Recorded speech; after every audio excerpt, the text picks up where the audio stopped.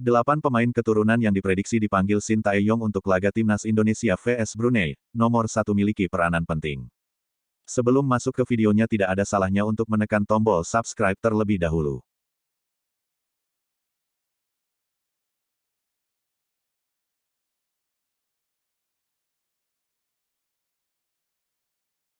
Delapan pemain keturunan yang diprediksi dipanggil Shin Tae-yong untuk laga timnas Indonesia vs Brunei Darussalam di babak pertama kualifikasi Piala Dunia 2026 zona Asia. Pertandingan melawan tim berjuluk Tebuan itu pun akan dibagi menjadi 2 leg, di mana leg pertama akan dimainkan di Indonesia lebih dulu baru di Brunei. Leg pertama sendiri akan dimainkan di Stadion Gelora Sriwijaya Jakabaring, Palembang pada Kamis tanggal 12 Oktober tahun 2023 pukul 19 waktu Indonesia Barat. Kendati demikian, PSSI berniat memindahkan lokasi pertandingan lantaran adanya gangguan asap yang sedang menyelimuti Palembang. Sementara leg kedua akan berlangsung di Stadion Hasanal Bolkiah, Bandar Seri Begawan pada Selasa tanggal 17 Oktober tahun 2023 pukul 19.15 waktu Indonesia Barat.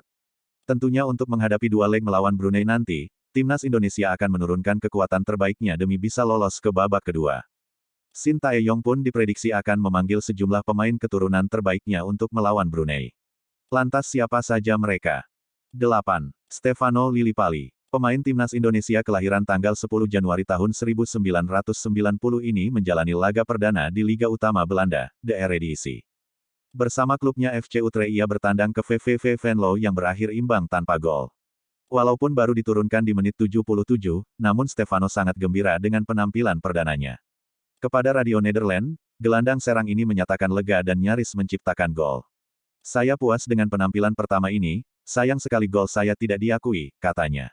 Penampilan pemain keturunan Maluku Belanda yang berminat memperkuat timnas Indonesia itu, sejak 2 pekan ini sangat memukau.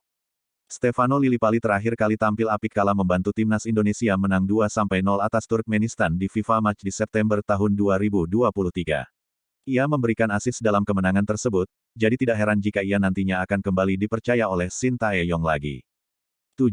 Rafael Struijk. Rafael Struijk, pemain naturalisasi timnas Indonesia ini menarik untuk diketahui. Penampilan Rafael Struijk di FIFA Matchday Juni tahun 2023 antara timnas Indonesia vs Palestina pada Rabu tanggal 14 Juni tahun 2023 memukau banyak pencinta sepak bola tanah air. Pemain debutan timnas Indonesia ini sukses menunjukkan kompetensinya di lapangan. Rafael Struijk terlihat berhasil mengambil peluang-peluang kecil dan beberapa kali menghasilkan operan indah saat merumput di Stadion Gelora Bung Tomo, Surabaya. Rafael Struijk menyumbang 1 gol saat membawa timnas Indonesia U23 lolos ke putaran final Piala Asia U23 2024. Penampilannya di lini depan Garuda jelas sangat dibutuhkan oleh skuad Shin Tae-yong. 6. Ivar Jenner. Meski Ivar masih memegang paspor Belanda, pada tanggal 17 November tahun 2022, dia bermain untuk Indonesia U20 dalam pertandingan yang berakhir dengan kekalahan 0-6 melawan Prancis U20 dalam pertandingan persahabatan di Spanyol. 7. Dia juga bermain melawan Slovakia U20 selang 2 hari kemudian, dalam kekalahan 1-2. Ivar Jenner tampil memukau kala membantu timnas Indonesia U23 lolos ke Piala Asia U23 2024. Penampilan apiknya itu sudah cukup untuk membuat Shin Tae-yong memanggil pemain Jong FC Utrecht itu saat melawan Brunei. 5. Mark Klok. Klok merupakan salah satu gelandang andalan Shin Tae-yong.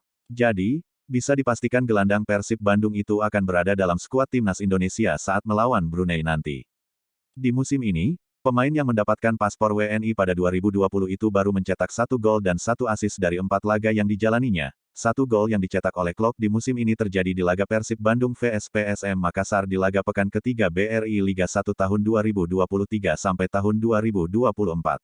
Namun 1 golnya itu tidak mampu menyelamatkan timnya dari kekalahan atas pasukan Ramang dengan skor 4-2.